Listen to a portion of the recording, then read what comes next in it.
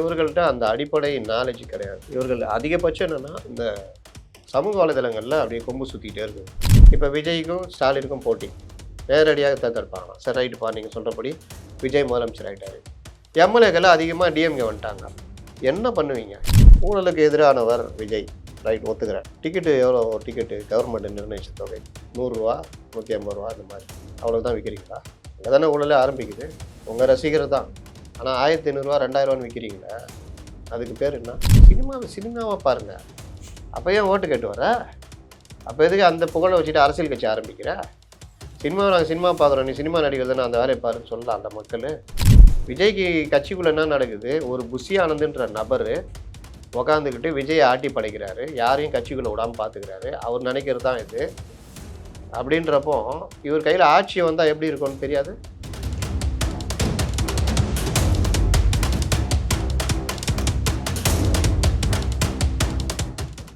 வணக்கம். இன்று நம்மிடையே இணைந்திருப்பவர் மூத்த பத்திரிகையாளர் திரு முத்தலிஃப் அவர்கள். நான் வணக்கம். வணக்கம். தாவேகா கட்சி ஆரம்பித்த காலத்துலேருந்து எல்லாருமே பேசிட்டு இருந்தது, இதில் எந்த நிர்வாகிகளும் யாரும் முக்கியமான நபர்கள் சேர்றதில்ல அப்படிங்கிற ஒரு குற்றச்சாட்டு வச்சுட்டே இருந்தாங்க. 2 தினங்களுக்கு முன்பு முன்னாள் ஓய்வு பெற்ற அதிகாரி அருண்ராஜ் அவர்கள் இணைந்திருக்கிறார். அது மட்டும் இல்லாமல் சட்டமன்ற உறுப்பினர்கள் 3 சட்டமன்ற உறுப்பினர்கள் இணைந்திருக்கிறாங்க. எப்படி பார்க்குறீங்க? 3 ரிட்டையர்டு சட்டமன்ற உறுப்பினர்.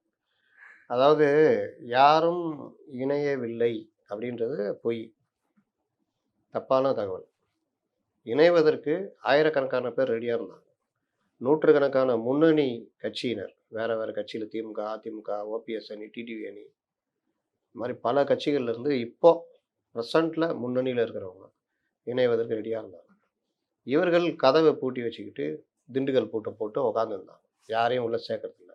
அதுக்கு முக்கிய காரணம் அந்த புஷி ஆனந்த் அண்டு ஜான் ஆரோக்கியசாமி. இவர்கள் புஷி ஆனந்துக்கு இன்செக்யூரிட்டி, யாராவது வந்துட்டால் நம்மளை ஓவர்டேக் பண்ணுவாங்களோ அப்படின்னா இப்படியே தான் கட்சி நடத்திட்டு போகணும்.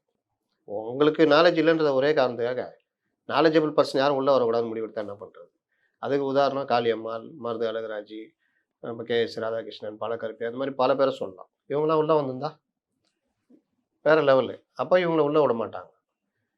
இது இப்படியே போய்கிட்டு இருக்கு, யாரும் இது பண்ணல. சரி, கட்சி வேலையாவது பாருங்க கிடப்பான்னா ஒன்றும் காணும். கட்சியுடைய இன்னைக்கு பாருங்கள், இன்றைக்கும் அந்த நான் திருப்பி அதான் சொல்கிறேன், இவங்க வந்து என்ன பண்ணுவாங்கன்னா சமூக வலைதள அணி அதில் மட்டும்தான் கான்சன்ட்ரேட் பண்ணுவாங்க. விர்ச்சுவல் வாரியர்ஸ் இப்படி தான். அதுக்கு மட்டும் இன்றைக்கி தகவல் தொழில்நுட்ப அணின்னு நிர்வாகிகள் நியமிச்சிருக்காங்க. 2வது வழக்கறிஞர் சொல்லிட்டு இன்னைக்கு ஜாயின் பண்ணார். இன்றைக்கி அவர் மாநில ஒருங்கிணைப்பாளர். அது ஒரு அணியை அமைச்சிருக்காங்க. இதுதான். இதை தாண்டி இவர்கள் அதிகமாக இளைஞர்கள் எங்கள்கிட்ட இருக்கிறாங்க அப்படின்னா இளைஞர் அணின்னு ஒன்று அமைக்கணும்ல. எல்லா கட்சியிலும் இளைஞர் அணி இருக்குது. டிஒஎஃப்ஐலாம் பார்த்தீங்கன்னா வேறு லெவலு. திமுக இளைஞர் அணி வேறு லெவலு. அவங்க காங்கிரஸில் இளைஞர் மோர்ச்சான்னு வச்சுருக்காங்க. இதில் பாஜகவில் இருக்குது. எல்லா கட்சியிலும் இருக்குது. உங்கள் கட்சியில் எத்தனை வருஷம் பண்ணுவீங்க? மகளிர் அணி, மாணவர் அணி, தொழிற்சங்க அணி இல்லாத கட்சியாக தான் இருக்கா? சின்ன லட்டப்பாடு கட்சியில் கூட தொழிற்சங்க அணி வச்சுருப்போம். கமலஹாசனை தொழிற்சங்க அணி வச்சுருந்தார். உங்கள்கிட்ட என்ன இருக்குது? அப்போ இவர்கள்ட்ட அந்த அடிப்படை நாலேஜ் கிடையாது. இதனுடைய விளைவு தான் இவர்கள் அதிகபட்சம் என்னென்னா இந்த சமூக வலைதளங்களில் அப்படியே கொம்பு சுற்றிக்கிட்டே இருக்குது. அதுக்கு பசங்க இருக்காங்க, போட்டுக்கிட்டே இருப்பாங்க. இப்போ நம்மளே ஒன்று கேட்டோன்னா அதுக்கு 10 பேர் வந்து திட்டுவாங்க. கீழே 10 பேருக்குலாம் நம்ம பதில் சொல்ல முடியாது. ஏன்னா அவன் திட்டத்தெல்லாம் இதுவாக இருக்கும். மொக்கைக்கெல்லாம் பதில் சொல்லிட்டு இருக்க முடியாது. அதனால் இவர்கள் இப்படி தான் கெட்ட வார்த்தையில் திட்டுறது. இது எப்படி டிஎம்கேல இதுவோ ஆள் வச்சு கூலிப்பட வச்சு அடிக்கிறாங்களோ, மற்ற கட்சிகளில் இன்னும் 2-3 கட்சி இருக்குது, நீங்கள் போனீங்கன்னா கூலிப்பட வச்சு அடிப்பாங்க. இல்லை அவங்களே கொச்சையாக திட்டுவாங்க. அது மாதிரி இதுவும் அதே தான். அதை தாண்டி அறிவுபூர்வமாக சிந்திச்சு கொண்டு வரது கிடையாது. அப்புறம் நீங்கள் சொன்னீங்க ரிட்டையர்டு எம்எல்ஏக்கள். ரிட்டையர்டு மட்டும் இல்லை, காணாமல் போனவர்கள் சொல்லலாம். ஸ்ரீதரன் ஒருத்தர் யாருன்னு தெரியாது. ஏன்னா திமுக விட்டு போய் அவர் வேறு கட்சியெலாம் ஆரம்பிச்சிட்டார். அதிமுகவில் வால்பாறை எம்எல்ஏ. அதிமுக விட்டு போய் அவர் வேற ஒரு கட்சி ஆரம்பித்து அவர் கேட்டால் அதிமுக கேட்டாலும் யாருன்னு தெரியாது. அப்புறம் இன்னொருத்தர் டேவிட் சில்வின் ஸ்ரீவைகுண்டம், அவர் மட்டும்தான் கொஞ்சம் வயசு கம்மியானவர் நினைக்கிறார். அவரும் வந்து வைகோட்டை இருந்தார். திமுக பெரியசாமிகிட்ட வந்தார், மறுபடியும் வெளியில் போனார். அப்படியே ஒதுக்கப்பட்டு அப்படியே இருக்கார். அவர் அனிதா ராதாகிருஷ்ணனோட பிரச்சனை, அவரை பிடிச்சி போட்டிருக்காங்க. ராஜலட்சுமி இருக்கிற காலத்துலேயே யாருக்கும் தெரியாது இப்படி ஒரு எம்எல்ஏ இருக்காங்கன்னு. மயிலாப்பூரில் அவங்க 2011 எம்எல்ஏ வந்தாங்க. ஒன்றும் பெருசாக சோபிக்கலை. அடுத்த தடவை இவரு கொடுத்தாங்க, டிஜிபி நடராஜுக்கு, ரிட்டையர்ட் டிஜிபி நடராஜு கொடுத்தாங்க. அதோடு அவங்க காணா போனவங்க தான். அப்புறம் அந்த அணிகள் பிரச்சனையில் ஓபிஎஸ் அணிக்கு போனாங்க. ஓபிஎஸ் அணியில் இருந்துக்கிட்டே பாஜகவுக்கு தாவிட்டாங்க. இவங்களை எப்படி அதிமுக எம்எல்ஏன்னு சொல்லுவீங்க? அதனால் பாஜகவில் இருந்து அவங்க அப்படி போயிருக்காங்க. இவர்கள் பார்த்தீங்கன்னா இவங்க யாருமே ஒன்றும் பெருசாக இது கிடையாது. அப்புறம் அவங்க கட்சியிலே இருக்கிற வழக்கறிஞர் இந்த மாதிரி ஆள்லாம் சேர்த்துருக்காங்க. அது உயர்நீதிமன்ற வழக்கறிஞரை சேர்த்து தான் அவருக்கு பதவி கொடுத்துருக்காங்க. நீதிபதி ரிட்டையர்டு சுபாஷ் அவர்கள். சுபாஷ் அவருக்கு இது எதுவும் கொடுக்கலன்னு நினைக்கிறேன். முக்கியமாக வந்தது அருண்ராஜ். அருண்ராஜ் வந்து இவர்கள் சொல்கிறாங்க ரைடு போனார், அது ரைடுலாம் போகலன்னு அவரே சொல்லிட்டாரு. நான் அந்த காலத்தில் இல்லவே இல்லை, நான் ரைடு போகலன்னு. ஆனால் ரைடு நேரத்தில் இவருக்கு ஆலோசனை கொடுத்துருப்பாரு, கூடுதலாக இது பண்ணியிருப்பாரு, எல்லாம் பண்ணியிருப்பாரு. அந்த ஒரு நெருக்கம் இவர் விஜய்க்கு நல்ல நெருக்கம். இவர் கொஞ்சம் சினிமா விருப்பம் உள்ள இவருன்னு சொல்கிறாங்க அதிகாரிகள் மட்டத்தில் கேட்குறப்போ. எங்கே ரைடுக்கு போனாலும் சினிமா பற்றி கேட்குறது. இப்போ சினிமான்னா அவங்கள சினிமா பற்றி இப்போ இப்படி தான். அந்த அடிப்படையில் விஜய் மாதிரி ஆள் கிடைச்சோன்னே பிடிச்சிக்கிட்டாரு. விஜய்க்கும் ஒரு அதிகாரி அப்படின்றப்போ அந்த நட்பு இறுகிடுச்சு. இப்போ அவருக்கு பதவி கொடுத்துருக்காங்க. இது ப்ரொபகண்டா அண்ட் பாலிசி ஜெனரல் செக்ரட்டரின்னு. இவருடைய பாலிசி என்னான்னு இவருடைய பிளாக்லாம் போய் பார்த்தா சங்கர் படம் மாதிரி இது. சங்கர் படத்தில் பார்த்தீங்கன்னா அரசியல்வாதிகளை அவர் குற்றம் சொல்ல மாட்டார். மற்ற இவர்கள் என்ன ஒரு குறிப்பிட்ட சமூகத்தில் தான் ஹீரோ இருப்பார். அந்த குறிப்பிட்ட சமூக ஹீரோ யாரை எதிர்ப்பாருன்னா அரசு ஊழியர்கள் லஞ்சம் வாங்குறாங்க, கண்டக்டர்கள் பஸ்ஸை நிறுத்தி ஸ்ட்ரைக் பண்ணுறாங்க, ஆட்டோ டிரைவர்கள் மீட்டருக்கு மேலே வாங்குறாங்க, கடைக்காரன் ஏமாத்துறான். இப்படி தான் எவ்வளோ பெரிய விஷயம் பாருங்கள். இதுக்கு எதிராக அந்த ஹீரோ போராடிட்டு இருப்பார். அந்த ஹீரோ பார்த்தா இவர் அவர் சார்ந்த ஒரு குறிப்பிட்ட சமூகத்தை சார்ந்தவராக இருப்பார். ஒரு சில படங்களில் மட்டும்தான் அந்த மாதிரி இல்லை. அப்புறம் வந்து இல்லாத ஒன்று நடக்காத ஒரு விஷயம் மாதிரி காமிச்சு அது பெருசாக இந்த எந்திரன் படம்லாம் பார்த்தீங்கன்னா அது எனக்கு என்னன்னு இருக்கும். அந்த மாதிரி சிந்தனை உள்ளவர்கள் ரொம்ப பேர் நாட்டில் இருக்காங்க. நுனிப்புல் மேய்றவங்க, இடஒதுக்கீடு வேஸ்ட்டு, குறிப்பிட்ட சமூகத்தினர் வேலையை ஆக்கிரமிச்சிக்கிறாங்க, தகுதி உள்ளவர்கள் கிடைக்கல அப்படின்ற மாதிரிலாம். தகுதி உள்ளவர்கள் நீ வச்சுக்கிட்டு எல்லாரையும் தகுதி இல்லாதவர்கள்னு ஆக்குறீங்கன்றதுனால தான் தகுதி இல்லாதவர்களும் அவர்கள் வாய்ப்பு மறுக்கப்படுவதை அவர்களுக்கு இருக்கிற குறைகளை சரி செய்யணுன்றதுக்கு தான் இடஒதுக்கீடுன்னு கொண்டு வந்தது. குறிப்பிட்ட காலம் வரை இருக்கணும்னு. அந்த குறிப்பிட்ட காலம் இன்னை வரைக்கும் பூர்த்தி ஆகலைன்னா அது இடஒதுக்கீடு நீடிக்க தான் செய்யும். ஏன்னா அந்த சமூகத்திலேருந்து வரலன்னு. அதில் கிரிமி லேயர்னு ஒன்று இருக்குது. இப்போ ஒரு பட்டியலினத்தை சேர்ந்தவர் அவர் சாதாரண ஒரு இதோட போட்டி போட முடியாது, ஒடுக்கப்பட்ட சமூகம், அவருக்கு கொஞ்சம் கூடுதலாக அந்த சான்சஸ் கொடுக்கணும்னா அவர் வராரு.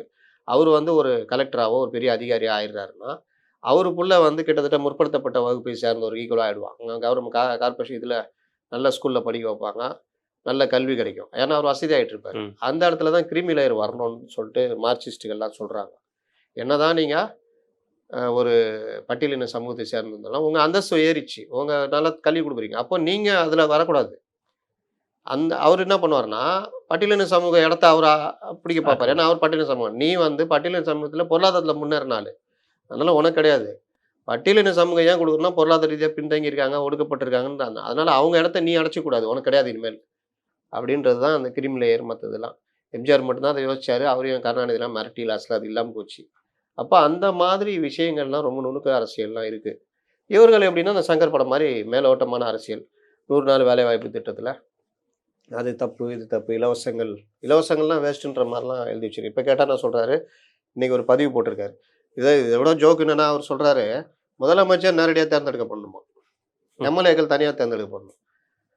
இவர் எப்படி சிவில் சர்வீஸ் எழுதினாருன்னு தெரியல. ஏன்னா சிவில் சர்வீஸு அடிப்படை கான்ஸ்டியூஷன் இதெல்லாம் வந்து நீங்கள் படிக்க வேண்டியிருக்கும் அது எழுதும்பொழுது. அப்போ படிக்கும்பொழுது கான்ஸ்டியூஷனில் என்னென்ன இருக்குது, உலக அளவில் எந்த கான்ஸ்டியூஷனு அந்த நாடாளுமன்ற முறையா இல்லை பிரசிடென்ஷியல் முறையா எது சிறந்ததுலாம் பார்க்கும்பொழுது இந்தியாவெல்லாம் வலுவான ஒரு இது. அம்பேத்கரே ஆரம்பத்தில் முரண்பட்டிருக்காரு, அந்த அமெரிக்கா மாதிரி ஜனாதிபதி நேரடியாக. அதுக்கப்புறம் தான் பாராளுமன்ற முறை தான் இந்தியா போன்ற நாடுகளுக்கு ரொம்ப அவசியம் தேவை. ஏன்னா நம்ம இது யூனியன் கண்ட்ரி, எல்லா நாடுகளையும் இணைச்சி இதானது, விருப்பப்பட்டே இல்லை, நேராசான்னு இணைச்சது, எல்லாத்தையும் மாகாணங்களாக பிரிஞ்சிருந்தது இணைச்சது. அமெரிக்கா வந்து மாகாணங்கள், இது யூனியன் ஆஃப் ஸ்டேட்ஸ், அது வேறு. நமக்கு வந்து பாராளுமன்ற முறை தான் பெஸ்ட்டு.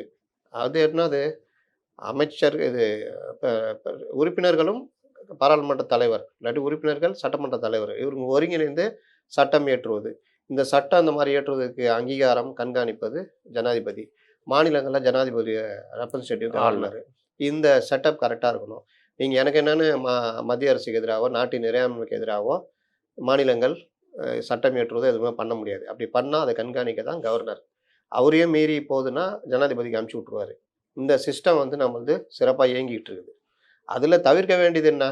இந்த தேர்தல் நடைமுறைகளில் நீங்கள் கள்ள ஓட்டு இது முதல்ல கள்ள ஓட்டு இருந்தது. இப்போ வாக்குக்கு பணம், அப்புறம் மற்ற விஷயங்கள். இலவசங்கள்ன்ற இடத்துல வந்து எதுக்கெல்லாம் இலவசங்கள் தேவைன்றது ஒண்ணு இருக்கு மக்களுக்கு. இலவசங்களே வேஸ்ட்டுன்னு பேசுற ஒரு கூட்டம் இருக்குது. ஆனால் குறிப்பிட்ட காலம் வரைக்கும் இப்ப கறவை மாடு குடுத்தாங்க ஜெயலலிதா. அது பால் உற்பத்திய பெருக்குச்சா இல்லையா? இலவச லேப்டாப்பு மாணவர்களுடைய கிராமப்புற மாணவர்களை ஒரு புதிய உலகத்துக்கு கூட்டிட்டு கொண்டு சென்றதா போச்சு. இல்லையா? நீங்க சைக்கிள் பலரும் இன்னைக்கு ஆகட்டும். ஐடி இதுன்ட்டு இருக்காங்க. அப்ப இங்க வந்து இலவசம் வேஸ்ட்டுன்னு சொல்லுவீங்களா? பல கிலோமீட்டர் நடந்து போய் ஸ்கூல் படிக்கிற பசங்களுக்கு இலவச சைக்கிள் குடுக்கும் பொழுது, அவர்கள் பேருந்தை எதிர்பார்க்காமல் போற ஒரு வாய்ப்பு கிடைச்சதா இல்லையா? செருப்பு வாங்க கூட இல்லாதவனுக்கு இலவச காலணி. இப்ப இடைநிற்றல தடுக்கிறதுக்கு இலவச சீருடை, மதிய உணவு, இலவச பாட புத்தகங்கள் குடுக்குறது வந்து நல்ல விஷயமா இல்லையா? இப்ப பேரண்ட்ஸால அது முடியல. "எப்பா உனக்கு எல்லாம் குடுக்குறாங்க போப்பா ஸ்கூலுக்கு." இந்த மாரி பல விஷயங்கள் இருக்கு. இத எல்லாத்தையுமே நுனிப்புல் மேயறது. அப்ப இவர்களுடைய பார்வை வந்து இவரு என்ன சொல்றாரு? இப்ப விஜய்க்கும், ஸ்டாலினுக்கும் போட்டி. நேரடியாக தேர்ந்தெடுப்பாங்களாம். சரி ரைட்டுப்பா நீங்க சொல்றபடி விஜய் முதலமைச்சர் ஆயிட்டாரு. எம்எல்ஏக்கள் அதிகமா டிஎம்கே வந்துட்டாங்க. என்ன பண்ணுவீங்க? சரி. முதலமைச்சர் நேரடியானா, முதலமைச்சருக்கு என்ன பவர்? இப்போ இருக்கிற இதுல அமைச்சர், எம்எல்ஏக்களால முதல்வர் தேர்ந்தெடுக்கப்படுகிறார். முதல்வர் வந்து அமைச்சர்கள் நியமிக்கிறார். சட்டம் இயற்றும் பொழுது முதல்வர் கையில இருக்கிற இலாக்காக்கள், அமைச்சர்கிட்ட இருக்கிற இலாக்காக்கள், இது எல்லாத்தையும் சேர்த்து விப் பவர் நம்முடைய கொறடா இத வச்சு சட்டமன்றத்தில சட்டம் இயற்றுறாங்க. மோர் பவர் யாருக்கு? மோர் எம்எல்ஏஸ் யாருக்கு இருக்காங்களோ சட்டம் வருது. அந்த சட்டம் கரெக்ட்டா தப்பான்னு ஆளுநர் ஒப்புதலு. ஆளுநர் முடியலன்னா ஜனாதிபதி இது. இல்ல ஆளுநர் ஒப்புதல் அளிக்கணும். அதுல பிரச்சனை இல்ல. உச்சநீதிமன்றம் தலையிட்டு பண்ணுச்சு. அதுல ஜனாதிபதிக்கு பண்ணும்பொழுது, ஜனாதிபதிய நீங்க எப்படி இது பண்ணுவீங்கன்னு 143ல கிளாரிஃபிகேஷன். இது நம்ம சிஸ்டம் வந்துச்சு. இப்படி கரெக்ட்டா இருக்கா? ம். ஆனால் இங்க என்ன நடக்குது? இவர் சொல்றாரு முதலமைச்சர் நேரடியா இயக்கணும். இது தரணும்னு. என்ன புரிதல் இருக்குது? முதலமைச்சர் நேரடியானா முதலமைச்சருக்கு என்ன பவர்? மோஸ்ட் பவர்னா அப்படிலாம் வந்துட்டா கவர்னரே தேவையில்லன்றாரு. ஆளுநர் இல்லாமல் இவர்கள் திமுக தான் உளறிட்டு இருப்பாங்க. ஆளுநர் வந்து எதிர்க்கட்சிகளை மத்திய அரசு பண்ணுதுன்னா பண்ணுது. ஆனா அதுக்காக ஆளுநரே தேவையில்லைன்னு எப்படி பண்ணுவீங்க? அப்ப அந்த மாரி பார்வை இவர்களுக்கு இருக்குன்னா, இவரு பார்வை வேற மாரி இருக்கு. இப்ப வேற வேற சிஸ்டம் இருக்குன்னா எப்படி நீங்க சட்டம் இயற்றுவீங்க? முதலமைச்சர் கீழ எந்த துறைகள் வரும்? திமுக அதிக எம்எல்ஏக்கள் இருக்காங்க வச்சுக்கங்க. அமைச்சர்களா யார் பொறுப்பேற்கிறது? இது என்ன சிஸ்டம் எப்படி வரும்? அமெரிக்காலயே இவரு சொல்றாரு. அமெரிக்காலயே ட்ரம்ப் நேரடியா தேர்ந்தெடுக்கப்பட்டாரு. செனட்டு அவர்கள் கட்சி ஆ. இப்ப ஜாஸ்தி இருக்கு. ஆனா பல மாகாணங்கள்ல கிடையாது. எதிர்க்கட்சிகள் இருக்காங்க.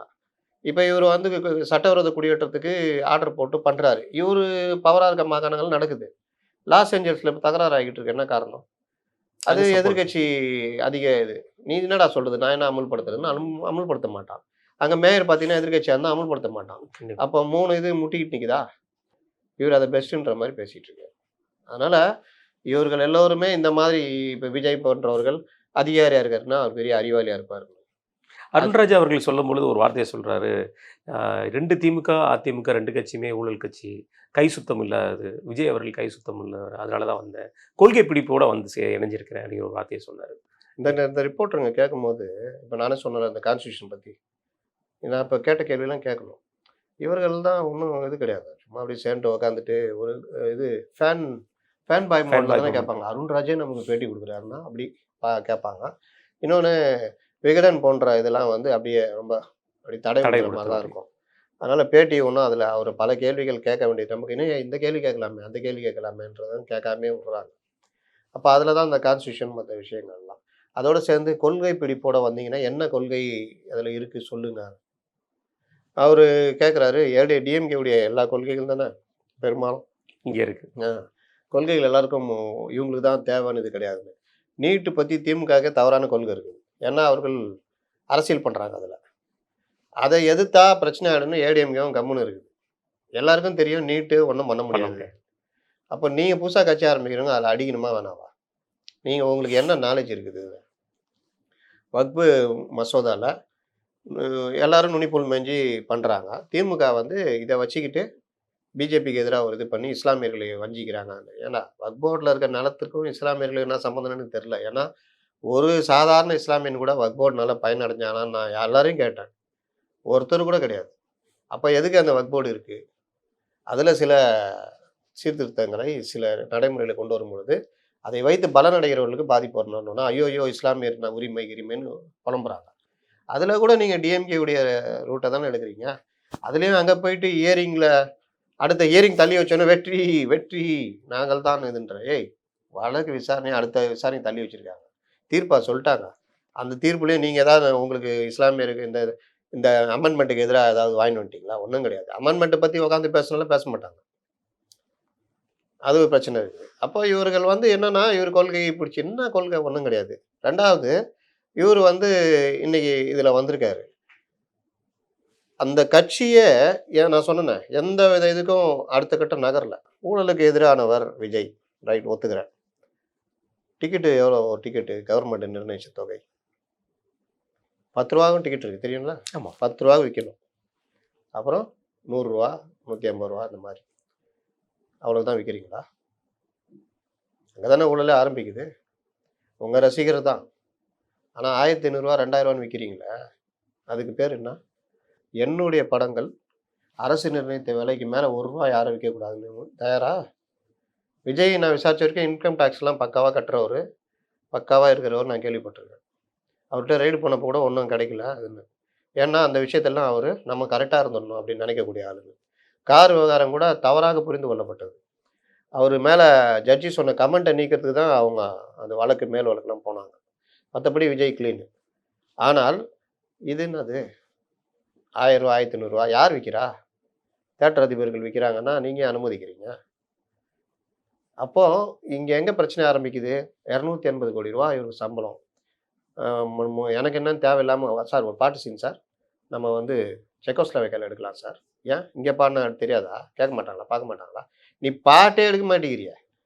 அந்த பாட்டில் இருக்கிற வரியை சொல்கிறான்னா எல்லாருக்கும் நான் எல்லாருக்கும் போட்டி வைப்பேன் வேணுன்னு. இந்த பாட்டு வரியை சொல்லிட்டு நான் ரூ. 1000 தரேன்னு சொல்ல முடியுமா? அந்த பாட்டு பாடும்போது வரிகள் ஓடும் பாருங்க. அதை வச்சு ஓ இதுதான் வரியா அப்படின்னு தான் நீங்கள் லெவலில் இருக்கு. ஒரு காலத்தில் என்ன அருமை காதலிக்கு வெண்ணிலாவே நீ இளையவளா மூத்த எவ்வளோ கவித்துவமான வரிகள். வரிகளை வைத்து நேசித்த காலம் உண்டு. வரிகளை வைத்து மக்கள் நெஞ்சங்களை கவர்ந்து அதன் மூலமா ஆட்சி பிடித்த எம்ஜிஆர் இருக்காரு. இன்னைக்கு அந்த மாதிரியா இருக்கு? அது ஒரு தனி சப்ஜெக்ட்.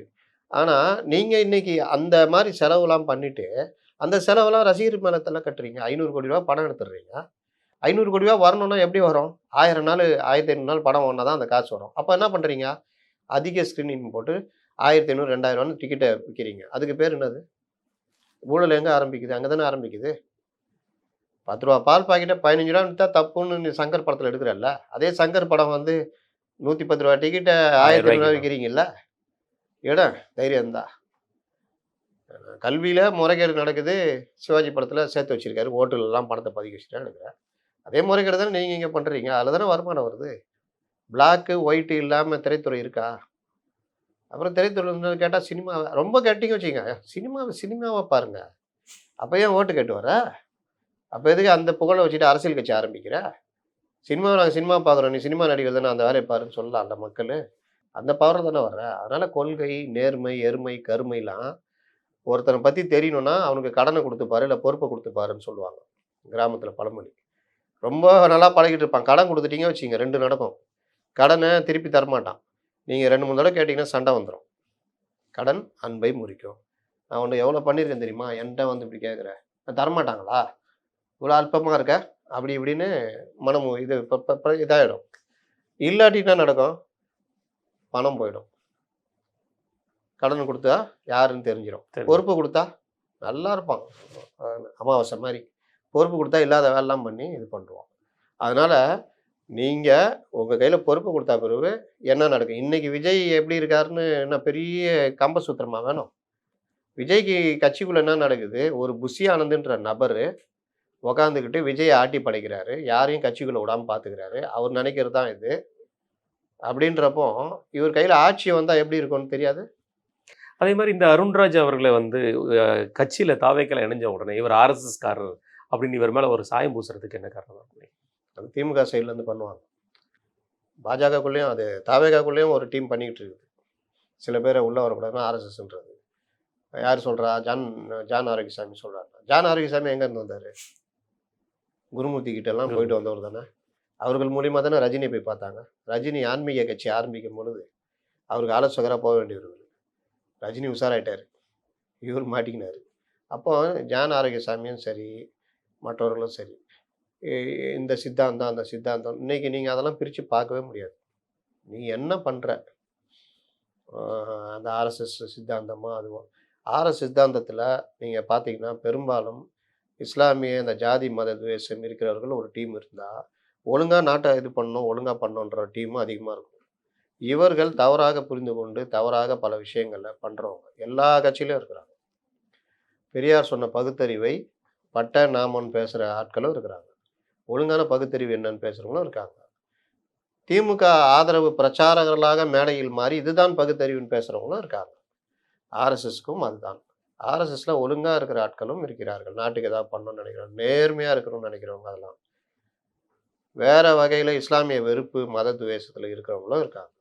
பாஜகவிலும் அப்படித்தான். நான் சொல்வது தமிழ்நாட்டு அரசியலை நீங்கள் அரசியல் ரீதியாக பாஜக அணுகுச்சுன்னா வேற லெவலு. ஊழலற்ற நேர்மையானதுன்னு அணுகுனா வேற லெவலு. ஆனால் இல்லை நாங்கள் இப்படி தான் இருப்போம், மற்ற கட்சியில் பெண் விவகாரம் எப்படியோ அதே மாதிரி இங்கேயும் பெண் விவகாரம் இருக்கும், மற்ற கட்சியில் ஊழல் எப்படியோ அதே மாதிரி கான்ட்ராக்ட் எப்படியோ நாங்களும் அந்த மாதிரினா 10ஓட 11 அத்தோட இது ஒன்று. அப்போ இந்த விவகாரம் எல்லாருக்கும் இதுக்கு தான் ஆர்எஸ்எஸ் அது இதுன்னா இங்கே கட்டமைக்கிற இது அவர்கள் மட்டும்தான் அயோக்கியர்கள். இவர்கள்லாம் நல்லா. இன்னைக்கு கூட ஒரு பொண்ணு இப்போ காஞ்சிபுரத்தில் நாங்கள் வரும்போது செய்தி பார்த்துட்டு வந்தேன். மாணவிக்கு மயக்க மருந்து கொடுத்து 11 வயது மாணவியை கூட்டு பாலியல் பலாத்காரம். டெய்லி ஒரு நியூஸ் வந்துகிட்டு இருக்குது. என்ன சட்டம் உனக்கு சரியாக இருக்குது, என்ன இது இருக்குது, இந்த மாதிரி பல இது நடக்குது. ஆனால் இதெல்லாம் மறைச்சு கேட்டால் அங்கே நடக்கலையா, குஜராத் நடக்கலையா, அங்கே நடக்குதுன்னா இங்கே நடத்தணுமா? இங்கே தானே உங்களுக்கு ஓட்டு போட்டிருக்கோம், இங்கே தானே உங்களுக்கு பவர் கொடுத்துருக்கோம், என்ன பண்ணுறீங்க?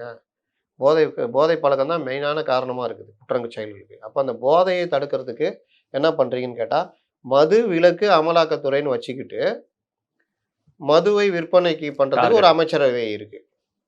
மது விலக்குக்காக நீங்கள் என்ன பண்ணுறீங்க, மக்கள்கிட்ட என்ன பிரச்சாரம் பண்ணுறீங்கன்னா ஒன்றுமே கிடையாது.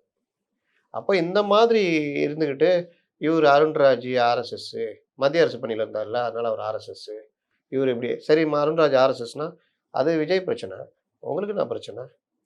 அது மட்டும் இல்லாமல் ஸ்ரீதரன் அவர்கள், முன்னாள் சட்டமன்ற உறுப்பினர் ஸ்ரீதரன் அவர்கள் கட்சியில் இணைந்த போது அவர் வார்த்தை சொல்லியிருக்காரு, 35% விழுக்காடு வாக்கு தாவேக்கா பெறும், விஜய் அவர்கள் பெற வாய்ப்பு இருக்குன்னு ஒரு பெர்சன்டேஜ் கணக்கு சொல்லியிருக்காரு. இது எப்படி பார்க்குறீங்க? என்னம்மா கூறாண்டான்னுவாங்களே அந்த மாதிரி தான். அப்படியே இந்த டெம்பரேச்சர் ஏறுற மாதிரி ஏறிடுது. முதல்ல 8ன்னாங்க, 10ன்னாங்க, 12ன்னாங்க, 15ன்னாங்க, 20ன்னாங்க, இவர் 35ன்ட்டாப்புல. நல்லா கூறாம்பா அப்படின்வாங்க. எப்படி வரும்னா அது ஒரு விளக்கம் சொல்கிறாரு. ஒரு 15% யாருக்குமே ஓட்டு போடாமல் இருப்பாங்க. அது உண்மைதான். அவங்க பிரச்சனையை பார்த்து போடுவாங்க. அதனால் பல இது அதனால தான் அந்த இதெல்லாம் உருவாக்குறது, ஒரு ஸ்ட்ராட்டஜி அந்த டைமில் உருவாக்குறது. அந்த 15% ஆன்டி இன்கம்பன்சியில் கடுமையாக முடிவெடுப்பாங்க. அதில் டிஎம்கேக்கு பெரிய பிரச்சனை இருக்குது. இவர் ஒரு வகையாக ஓட்டு வாங்குவார். இவர் எப்படிப்பட்டவர், இவர் கட்சி என்ன, இவர் அந்த ஒரு தலைமை பண்பு இருக்கா, இவருக்கு அதுக்கான தகுதி இருக்கா, வேட்பாளர் ரொம்ப முக்கியம். ஆமாம். இது எல்லாம் வச்சு தான் பார்ப்பாங்க. அப்படி பார்க்கும் பொழுது சின்னம், வேட்பாளர்கள் பல விஷயங்களில் என்டிஏ முந்தோம். இப்போ இவர் ஒரு பர்சன்டேஜ் வாங்குறாரு, இவர் மேலே ஏகப்பட்ட வெறுப்பு இருக்குது, இவருடைய கோர் ஓட்டையே அவர் கொஞ்சம் வாங்குறாரு. இதெல்லாம் பார்க்கும்பொழுது இவர்களும் அடிபட்டாங்கன்னா அவங்க ஆட்சி பிடிச்சிருவாங்க. இப்போ கிட்டத்தட்ட நான் சொல்கிற அந்த சூழ்நிலை நோக்கி தான் நகருது. இதில் விஜய் எந்த அளவுக்கு இன்னும் அவருடைய அரசியல்லாம் வெட்ட வெளிச்சம் ஆகும்னா, அவர் பிரச்சாரத்துக்கு இன்னும் வரல. விஜய் யாருன்னு இது வரைக்கும் தெரியாமல் இருக்குல்ல. ஏன் வந்து ஒரு 5 நிமிஷம் பேசுகிறேன், 45 நிமிஷம், 10 நிமிஷம், 5 நிமிஷம், 4 நிமிஷம் பேசலை. இந்த மாதிரி தான் அவருடைய இது இருக்குது. விக்கிரவாண்டியில் 40 நிமிஷம் பேசினார், பரந்தூரில் 10 நிமிஷம் பேசினார், அதுக்கப்புறம் ஒரு கூட்டத்தில் 10-15 நிமிஷம் பேசினார், அதுக்கப்புறம் கூட்டத்தில் 4 நிமிஷம் பேசினார். அது அந்த நல்ல விஷயம் தான் சொன்னார். ஆனால் அது இவங்க எடுத்து அடியன்னு அடித்தோடனே அடுத்த கூட்டத்தில் பேசவே இல்லை. அப்போ இவருடைய அந்த கிராஸ் பார்த்தீங்கன்னா அப்படியே இறங்கிக்கிட்டே இருக்குது. அப்போ இவர் குறைந்தபட்ச அரசியல் பேசுறது கூட இவருக்கு சிக்கல் இருக்குது. அதுக்கு மேலே நம்ம புசியானது நீங்கள் வேறு ஏதாவது சேர் கீறு தூக்காமல் பார்த்துக்குவார தவிர பொலிட்டிக்கலாக அவருக்கு எந்த நாலேஜும் கிடையாது. ஆனால் மன்ற கூட்டங்களில் போய் பயங்கரமாக பேசினுக்கிறாரு. என்னதான் பேசுகிறாரு அப்படின்னு பார்த்தா, நம்ம தலைவர் என்ன மாதிரி அவர் பயங்கரமான தலைவர், நீங்கள் வந்து அவர் ஊழலே இல்லாத ஒரு 4000 கோடி 5000 கோடி அந்த மாதிரி வந்தவரா நம்ம தலைவர் சொல்கிறத இப்படி தான் சுற்றினுக்கிறாரு தவிர இன்னைக்கு இருக்கிற இதில் இது பிரச்சனை இருக்குது. தமிழ்நாட்டில் இந்த பிரச்சனை, டிஎம்கே இப்படி பண்ணுறாங்க இது பண்ணுறாங்க, அரசியல் ரீதியாக நாம் ஏன் ஆட்சிக்கு வரணும், விஜய் ஏன் ஆட்சிக்கு வரணும், இந்த மாதிரி விஷயங்களை விரிவாக பேசணும்ல. நீ தான் வந்துட்டல அரசியலுக்கு, பேசணும்ல, கிடையாது. சரி திடீர்னு ஒரு ஆளை கூப்பிட்டு வராங்க, அவர் எதாவது பேசுவார்னு பார்த்தா அவர் தனியாக அவர் வளரிட்டு இருக்காரு. சரி ஆதவ அர்ஜுன் ஏற்கனவே அவர் வியூக வகுப்பாரா அது இதுன்னாங்க. அவரு பார்த்தா அவரு தனியா இன்னொன்னு அவர பேச விடுறதில்ல. சிடி நிர்மலம் ஏதாவது பேசுவார்னா 2 பேசின தலைவரே பயங்கரமா வைரல் ஆயிடுச்சுன்னோனே, வைரல் ஆயிடுச்சா இனிமேல் நீ பேசாத. அப்ப இவர பேசாத, அவர பேசாத, இது பண்ணாத. நாள் ஸ்கூல் தொறந்தோனே பசங்கள ஜாலியா விட்டுருவாங்களா வாத்தியாருங்க. அது மாரி அன்னைக்கு ஸ்ரீதரன்லாம் பேச விட்டாங்க. இனி ஸ்ரீதரன்லாம் எங்கேயுமே பேச முடியாது. அதனால இது இவர்கள் கட்சி திரும்ப திரும்ப ஒரு 2 நபர்கள் தீர்மானிக்கிறதாகவும், யாரும் பேசக்கூடாது, யாரும் எதுவும் பண்ணக்கூடாதுன்றதாகவும், 3வது தெளிவான அரசியல் புரிதல் அப்படின்னு பார்த்தீங்கன்னா, எதுவுமே இல்ல. அவரு கேட்குறாங்க அருண்ராஜா, விஜய பார்த்து திமுக பயப்படுதான்னு கேட்குறாரு. ஆமா, இதுல என்னங்க உங்களுக்கு சந்தேகம்ன்னு கேட்கணும். அதானே இது. இதுல என்னங்க உங்களுக்கு சந்தேகம்? விஜய் வந்தா பிறகு அவருடைய செயல்களை பாருங்க. விஜய நேரடியா அட்டாக் பண்றாங்க. கூட்டணி கட்சி தலைவர வச்சு அவர அவமானப்படுத்துறாங்க. விஜய் பிஜேபிக்கு போறான்ற மாரி நரேட்டிவ் செட் பண்றாங்க. விஜய் ஒண்ணும் இல்ல. விஜய் விஜய் விஜய்ன்னு யோசிக்கிறாங்க. விஜய் பேர சொல்ல கூட பயப்படுறாங்க. இதுக்கெல்லாம் பேர் என்னங்க? விஜய பார்த்து பயப்படுதா இல்லையா? அப்படிலாம் பேசணும். சிரிக்கிறாரு. விஜய் இருக்கிற கட்சி அப்படி சுத்துறாரு. எப்படி? ஓ! நீ இப்படி வர்றியான்ற மாரி வராரு. அதனால இன்னும் சொல்றேன். அந்த கட்சி அடுத்த கட்டத்துக்கு நகர்றதுக்கான ஏற்பாடுகள் இல்லை. இப்ப கேட்டீங்கன்னா, ஜனநாயகன் முடிச்சோனே வருவாரு. ஜனநாயகன் முடிச்சாச்சு. முடிச்சிட்டாரு. போஸ்ட் ஒர்க்லாம் இருக்குதாம். Dubbing, keeping. அது முடிச்சோனே பட வெளியீட்டு இதெல்லாம் இருக்குது. அது அது முடிச்சோனே பொறந்த நாள் இருக்குது. 22. அது முடிச்சோனே இப்ப தான் பொறந்த நாள் முடிச்சாரு. இப்படியே ஒரு அம்மா சொல்லும். "ஏன்பா ஆண்டவா இவ்வளோ துன்பம் இருக்குது. என்ன ஏன்டா கூப்பிட்டுக்க மாட்டேங்கிற?" அப்படின்னோனே, உடனே யம தர்மராஜா, "சரி வரியா?" அப்படின்னா. "இல்ல, இல்ல இரு, இரு. என் பேத்தி இப்ப தான் ஸ்கூலுக்கு போறா. வரேன்னு." பேத்தி ஸ்கூலுக்கு போனோனே, "என்ன பேத்தி ஸ்கூலுக்கு போயிட்டா வரியா?" "இரு பேத்தி கொஞ்சம் வளர்ந்து வயசுக்கு வரட்டும் நான் வரேன்." பேத்தி வளர்ந்து வயசுக்கு வந்தோனே, "என்ன சொல்லிட்டியா வயசுக்கு வந்துட்டா. இப்போவாது வரியா?" அப்படின்னோனே, "என் பேத்திக்கு ஒரு கல்யாணம் பண்ணி பார்க்க வேணாவா? அது முடிஞ்சோனே நான் வர்றேன்." கல்யாணம் பண்ணோனே, "என்ன வரியா? பேத்திக்கு ஒரு குழந்தை வேணாவா?" அந்த மாதிரி இதோ மார்ச்ல வருவார். பிப்ரவரில வருவார். பிப்ரவரில கேட்டா மார்ச். மார்ச்ல கேட்டா ஜனநாயகன் இருக்குதுங்க. சரி ஜனநாயகன் முடிஞ்சோனே கேட்டா, அவன் டப்பிங் வேலைலாம் இருக்குங்க. டப்பிங் வேலை இருக்கவன்னு கேட்டா, ஏங்க அது பொறந்த நாள்ல இருக்குல்ல வருவாரு. பொறந்த நாளைக்கு கேட்டா, ஏங்க மேற்கு தொடர்ச்சி மலை இது ம ம தென்மேற்கு மழை ஆரம்பிச்சிருச்சுங்க. சுற்றுப்பயணம் முடியாது தென் மாவட்டங்கள்ல. அதனால தள்ளி வச்சிருக்காங்க. அப்புறம் கேட்டா வடகிழக்கு பருவமழை ஆரம்பிச்சிருச்சுங்க. அது. அப்புறம் டிசம்பர்ல பாருங்க. அப்புறம் ஜனவரி, பிப்ரவரி.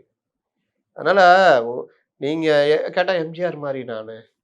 எம்ஜிஆர் 8 படம், 10 படம் நடிச்சாருங்க. அவர் காலத்துல. அந்த கட்சி ஆரம்பிச்சு 72ல ஆரம்பிச்சு 77 வரைக்கும் 8, 10 படம் நடிச்சாரு. 2 படம் தயாரிச்சு டைரக்ஷன் பண்ணாரு. உலக சுற்று ஆமா. வாலிபனும், மதுரை மீட்டு சுந்தரபாண்டியனும். அவரு என்ன இவர மாரியா? படம் பாடல் வரிகள், இசை, இந்த tune, shirt, dress, fight Seenu, camera கோணம் ஒண்ணு விடாம அவரு தான் எல்லாமும் இருந்தாரு. மக்கள போய் பார்த்தாரு, பிரச்சாரம் பண்ணாரு. ஊர் ஊரா அந்த ஸ்டுடி பேக்கர் வண்டியில போனாரு. பிரச்சாரம் விடிய விடிய நடக்கும் அப்பலாம். 10 மணியோட க்ளோஸ்லாம் கிடையாது. இது எல்லாத்தையும் பண்ணி பத்திரிகையாளர்கள சந்திக்கிறது, கட்சிக்காரங்கள சந்திக்கிறது இப்படி தானே இயங்கியிருந்தாரு எம்ஜிஆர். அவரோட நீங்க எம்ஜிஆர் எம்ஜிஆர்ன்றீங்க. நீங்க என்ன பண்றீங்க? என்ன பண்றீங்க? கேட்டா ஜனநாயகன். ஜனநாயகன் என்ன? காலையில ஆரம்பிச்சு மறுநாள் காலைல வரைக்கும். அப்புறம் ஒரு 1 ஹவர் ரெஸ்ட் விட்டு மறுபடியும் ஆரம்பிச்சு மறுநாள் காலை இப்படியா நடக்குது? என்னங்க இது காமெடியா இல்ல? இறுதியா ஒரு கேள்விண்ணே. தாவேக்காவோட ஒவ்வொரு மூவ்மெண்ட்டுமே இன்னைக்கு விமர்சிக்கப்படுற இடத்துலயும் இருக்கு. அதே சமயத்துல ஆதரவு கூட்டம் அவங்க இளைஞர்கள் மத்தியிலயும் இருக்கு. இந்த இடத்த விஜய் எவ்வாறு பயன்படுத்துறாருன்னு நீங்க நினைக்கிறீங்க? ஒரு பக்கம் அவர் ஒரு பேச்சு, ஒரு பேசின ஒரு கண்டன ஆர்ப்பாட்டம், தன்னுடைய கட்சிக்காரர்களுக்கு எது அரசியல்ங்கிறது கத்துக் குடுக்கல. ஆனா, இன்னொரு பக்கம் திமுக போன்றவர்கள், திமுக கூட்டணி சேர்ந்தவர்கள், விஜய் ஏதோ சாதித்து விட்டாருங்கிற போது அவர போய் அட்டாக் பண்றது. எப்படி பார்க்குறீங்க இது? அவங்க அட்டாக் பண்றதுடைய அடிப்படை என்னன்னா, அவர்கள் விஜய் ஆரம்பத்துலருந்து டிஃபேம் பண்ணலாம். அவர்களுக்கு பயம் இருக்குது. இந்த சிறுபான்மை வாக்குகள், பட்டியலின மக்கள் வாக்குகள், இவர் எதுவுமே பண்ணாட்டினாலும் ஒரு மாற்றம் வேணும்னு நினைக்கிறவங்கலாம் ஓட்டு போட்டாங்கன்னா, விஜய் பிரிக்கிற வாக்குகள் திமுகவுக்கு ஒரு அடியா அமைஞ்சு, அது என்டிஏ ஜெயிக்கிற மாரி ஆயிடுமோ! அப்படின்னு ஒரு பயம் இருக்குது. இன்னொன்னு இளைஞர்கள் மத்தியில, பெண்கள் மத்தியில விஜய பத்தி ஒரு இப்பத்துலருந்து அடிக்க ஆரம்பிச்சா, அது ஒரு டிஃபேமா போகும் அப்படின்னு பார்க்குறாங்க. இவரு என்ன பண்றாருன்னா, நான் இப்ப இவ்வளோ நேரம் சொன்னேனே, அந்த லெவல்ல தான் கட்சியும் இருக்குது, அவரும் இருக்குது. அப்ப நீங்க இப்ப கமலஹாசன் தான் இவருக்கு உதாரணம். எம்ஜிஆர போய் சொல்றாங்க. இவரு கமலஹாசன் தான் உதாரணம். பார்ட் டைம் அரசியல்வாதினார்ல கமல். பிக் பாஸ் பண்ணிக்கிட்டு, நடிச்சுக்கிட்டு, எப்பவாவது ஒரு கூட்டம் கூட்டிக்கிட்டு. கமல்ட்ட குவியாத நீங்க ஒரு ஐஆர்எஸ் தான் காமிக்கிறீங்க. 3, 4 ஐபிஎஸ்ஸுங்க. அவர் ஐபிஎஸ்ஸு, ஐஏஎஸ் 2 ஐஏஎஸ்ஸு, அப்புறம் பொன்ராஜ், கலாமுடைய ஆலோசகர், அப்புறம் பழகற்பையா. இந்த மாரி விழாத ஆளே கிடையாது. என்ன பண்ணாரு கமலு? இவர்களெல்லாம் வச்சுக்கிட்டு எதாவது பண்ணாரா? ஒண்ணும் கிடையாது. திடீர்னு போனாரு ஒரு நாளு. இவர் பரந்தூர் போன மாதிரி அவர் சைதாப்பேட்டை கூவம் கரையோர மக்களுக்கு போனார். நான் விட மாட்டேன் இவன்னாரு. அவ்வளோதான். என்னாச்சு? அன்னைக்கு மறுநாள் தான் புல்டோசர் வச்சு எல்லாம் எடுத்து எல்லாத்தையும் கணையில் இருக்க ஷிஃப்ட் பண்ணி விட்டாங்க. அதுக்கப்புறம் நீங்கள் என்ன பண்ணீங்க? அதே திமுக கூட தான் போய் ஜாயின் பண்ணிட்டு ஒரு எம்பி இருக்கீங்க. கட்சி நடத்துறதுல என்ன பண்ணீங்க? ஏதாவது பண்ணீங்களா? உங்களை நம்பி இன்னும் பலரும் உள்ள வந்தாங்க. அவர்களுக்கு பேசக்கூட வாய்ப்பு கிடைச்சது. பேசிட்டு கூட இருந்தாங்க. மகேந்திரன் பெரிய ஒரு ஆளுமை அங்கே கோயம்புத்தூரில். அவர் தொகுதியில் அவர் நல்லா செல்வாக்காக இருந்தார். அவர் தொகுதியை இவர் கேட்டு நின்றுக்கிட்டு அவரையும் ஜெயிக்க விடாமல் பண்ணி இவரும் ஜெயிக்காமல் போனார். இவர் மயிலாப்பூரில் நிற்க வேண்டியது அங்கே சிபிரியா நிற்க வச்சுட்டு பண்ணார். என்ன பெருசாக நீங்கள் சாதிச்சிங்க கமல்? ஏன்னா அடிப்படை நாலேஜ் இல்லை. பொலிட்டிக்கலாக எப்படி கொண்டு போகணும்னு தெரியல. கடைசியில் எந்த கட்சியை எதிர்த்து டார்ச் லைட்டை வச்சு டிவிலாம் உடைச்சாரோ அங்கே போய் நிற்கிறாரு. இப்போ இவர் மட்டும் கமலாவது கொஞ்சம் எங்கேயாவது புரியாத மாதிரி பேசினாலும் 2 நாள் பொறுத்து நம்ம புரிஞ்சிக்கலாம். ஓரளவு பேசுவாப்புல. நீங்கள் எங்கே பேசியிருக்கீங்க? கமல் காலேஜ் இல்லாமல் போய் பேசினார். அப்புறம் இருக்கா பிக் பாஸ்ல கூட பேசுவார். பிக் பாஸில் அவர் தான் பேசுவார் மற்றவங்களோட. அது நம்ம அதாவது எப்படின்னா 1வது எபிசோடை வந்து நம்ம 3வது எபிசோடில் புரிஞ்சிக்கலாம்.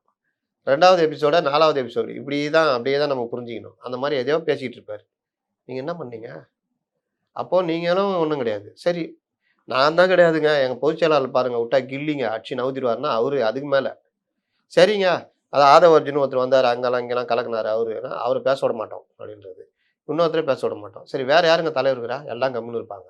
சில தலைவர்களை காமிச்சாலும் அந்த கட்சிக்காரனுக்கே தெரியாது. மேடையில் மட்டும் லைனாக நிற்பாங்க. அதை தாண்டி மாவட்ட ரீதியாக லீடர்ஸுங்க யாருன்னு பார்த்தா இல்லை. ஒரே ஒரு அம்மா ஆக்னல்னு இந்த தூத்துக்குடியில் பண்ணுகிறாங்க. அவங்கள கட்சிக்குள்ளேயே நாங்கள் வந்து போஸ்டிங் போட மாட்டோம்னு. அது ஏன்னா புசிக்கு பிடிக்காதான். மாவட்ட சஜின்னு ஒருத்தர் இருந்தார். அவரை லாஸ்ட்டில் இறந்தே போனார். அவர் ஃபேமிலியோட கண்டுக்கலைங்க. நீங்கள் என்ன அரசியல் கட்சி, நீங்கள் கொள்கை பிடிச்சிருக்கு, விஜயை பிடிச்சிருக்கீங்களே, அந்த ஃபேமிலிக்கு என்ன பண்ணீங்க? நானே 2-3 தடவை பேசிட்டேன். அந்த ஃபேமிலிக்கு நீங்கள் என்னங்க பண்ணணும்? உங்கள் கட்சியுடைய 25 வருஷமாக மன்றத்தில் இருந்தவர், கட்சியுடைய மாவட்ட செயலாளர் இருந்தவர் செத்துட்டாருங்க. கட்சிக்காக அவர் பார்த்தீங்கன்னா அந்த மரம் எல்லாம் வச்சுருந்தாரோ அது எல்லாம் போச்சுன்றாங்க.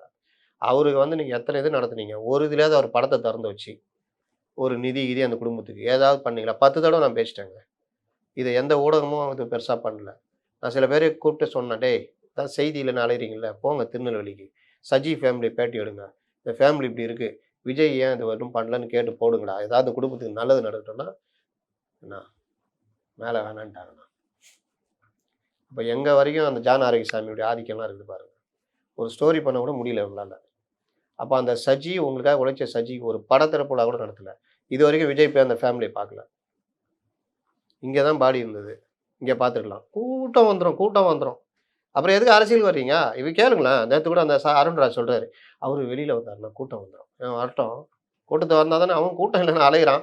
நீங்கள் வந்து உட்காந்து உங்கள் சேரை நீங்களே எடுத்துகிட்டு போயிடலாங்க அப்படின்ற அளவுக்கு நீங்கள் இறங்கி வந்திருக்காங்க. இவர் கேட்டால் கூட்டம் வந்துடுமா? கூட்டம் எவ்வளோ வரும்? டெய்லி வா, கூட்டம் வருதா பார்ப்போம். ஓ விஜய் வராரா? சரி அப்படி போய்டும். கமலுக்கு வந்த புதுசில் எவ்வளோ கூட்டம் வந்துச்சு. அப்புறம் அதனால் ரஜினிக்கு எப்படி இருந்துச்சு ஒரு காலத்தில், இன்றைக்கி ரஜினி வந்தால் 10 பத்திரிகாரன் தான் ஃபுல்லாக சுற்றி நிற்கிறான். எங்கேயாவது ஒருத்தன் தலைவா அப்படின்னுவான். ஆனால் பாதி பேர் ரிட்டையர் ஆகிட்டான் ரசிகர்லாம். அப்போது இதுதான் நிலமை. கூட்டம் வந்துடும். என்ன கூட்டம்? நீங்கள் என்ன அரசியல் பண்ணுறீங்க? சரி கூட்டம் வருதுப்பா, வீட்டில் உட்காந்து வீடியோ போடுங்க ரஜினி மாதிரி, இன்றைய நிகழ்வு அப்படின்னு போடுங்க. டெய்லி போட்டுக்கிட்டு இருங்க. யார் உங்களை தடுக்கிறா? சரி வர்றவங்களாவது யாராவது பேச விடுங்க. யாரையும் பேச விடுமா. அன்னைக்கு பேசினாங்கல்ல, அதுக்கப்புறம் இல்லை. அப்போ இந்த நடைமுறைகள் என்ன? பூத்து கமிட்டி கூட்டம்னு ஒரே ஒரு கூட்டம் நடத்துறீங்க. அதை தாண்டி அந்த ரசிகர்களையோ கேடர்களையோ தயார்படுத்தினாங்க. அவனா ஏதாவது அடிச்சிக்கிறான், இந்த சமூக வலைதளத்தில் அடிச்சிக்கிறான், யாராவது ஏதாவது பேசினா அவங்கள போய் முரட்டுத்தனமாக அடிக்கிறது. அப்படி தான் என் தலைவர் சூப்பரா, அடுத்த முதல்ல ஒரு தலைவர் தான் இதான், நீ வந்து என்ன தற்குறி, நீ இப்படி பேசுகிற, நீ அப்படி பேசுகிற, உனக்கு அறிவு இருக்கா, இப்படியே அவ்வளோதான். அதை தாண்டி ஏதாவது ஒன்றும் கிடையாது. அதனால் இந்த கட்சி ஏதோ அந்த இது இருக்குல்ல, அவருடைய சினிமா கவர்ச்சியை தாண்டி வேற என்ன இருக்குது? அந்த சினிமா கவர்ச்சிக்கு அவருக்கு வாக்குகள் விழும். மாற்றம் வேணும்னு நினைக்கிறவங்க, திமுக பிடிக்காதவங்க, அதிமுக ஓட்டு போட விரும்பாதவர்கள், முன்னாடி அண்ணாமலைக்கு சீமானுக்கு போட்டிருந்தவங்க இப்போ இவருக்கு போடுவாங்க. அது ஒரு 20% அப்படி வந்து நிற்கும். அப்போ அந்த கட்சியுடைய அடுத்த கட்ட நகர்வுன்றது வரும் தேர்தலே பெரிய அவர்களுக்கு மன உளைச்சலை கொடுக்கும். என்ன பண்ணுவாங்க? 20% வாங்கினா கூட அவங்களுக்கு திருப்தி இருக்காது. 4% வாங்க முடியாமல் தடுமாறிட்டு இருக்காங்க. 8 தேர்தலுக்கு அப்புறம் 8% வாங்கிக்கிறார் சீமான். அவங்களுக்குலாம் அந்த அருமை தெரியும், ஆனால் இவருக்கு தெரியாது. என்னத்த 20% அப்படின்னு கமல்ஹாசன் தெரிஞ்சதில்ல. எடுத்தவொன்னே 4%, நகர்ப்புறத்தில் 8%, கிராமப்புறத்தில் 12%. அருமை தெரிஞ்சுதா? கொண்டு போய் அடக்க வச்சிங்கல்ல. நடிகர்கள் வந்தால் அதுதான் பிரச்சனை. அவர்களுக்கு இதை பற்றி தெரியாது. இன்னொன்று நடிகர்கள் என்ன பண்ணுவாங்க? அவர்கள் மட்டத்தில் இருக்கிற பியூரோக்ராட்ஸை கொண்டு வந்து உள்ள வைப்பாங்க. அவர்களுக்கும் மக்களுக்கும் சம்மந்தமே இருக்கு. ஏதாவது உளறிட்டு திரிவாங்க. இது எல்லாத்துலயும் பார்க்குறோம். அடுத்ததுல அடுத்த மக்கள் நீதி மையம்னா கோவம் வருது இவங்களுக்கு. எப்படி சொல்லலாம் நீ? நான் சொல்லப்பா, நீ வேணா பாரு. போக போக பாரு என்ன நடக்கும். மிக்க நன்றி உங்கள் நேரத்தை கற்றுங்க.